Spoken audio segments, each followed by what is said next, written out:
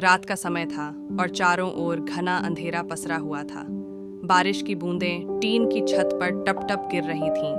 गांव के पास वाले जंगल के बारे में कहा जाता था कि वहां कोई अदृश्य शक्ति रहती है। लोग उसे छाया वाली औरत कहते थे। रोहित, जो पास के शहर से अपने दादा दादी के घर आया था, इन कहानियों पर हंसी उड़ाता था। उस रात बिजली चली गई और उसने अपनी टॉर्च लेकर जंगल की ओर जाने का फैसला किया। वह सोचा, यहाँ के लोग बस डरपोक हैं। मैं उन्हें साबित कर दूंगा कि ऐसा कुछ नहीं होता। जंगल में घुसते ही उसे अजीब अजीब सी आवाजें सुनाई देने लगीं।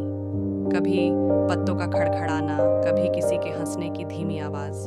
लेकिन रोहित ने इसे अपने मन का वहम समझा। चलते चलते उसने देखा कि एक पुरानी टूटी फूटी हवेली खड़ी है। हवेली के दरवाजे खुले हुए थे और अंदर से हल्की हल्की रोशनी आ रही थी। जिज्ञासा में उसने कदम बढ़ाए। जैसे ही वह दरवाजे के पास पहुंचा, उसे लगा कि किसी ने उसके कंधे पर हाथ रखा है। वह तेजी से पीछे मुड़ा, लेकिन वहां कोई नहीं था।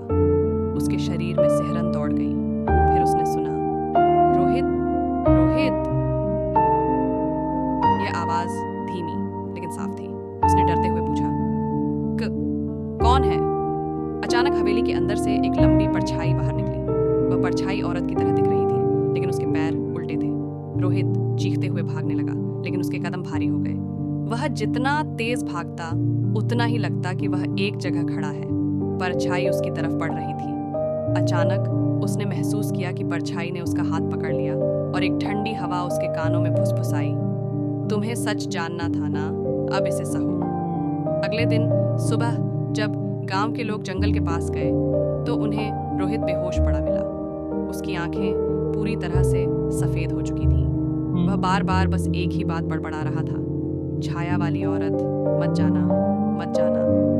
गांव वालों ने उस दिन के बाद कभी जंगल की ओर कदम नहीं बढ़ाया, लेकिन हर अमावस की रात हवेली से एक औरत की हंसी की आवाज अब भी सुनाई देती।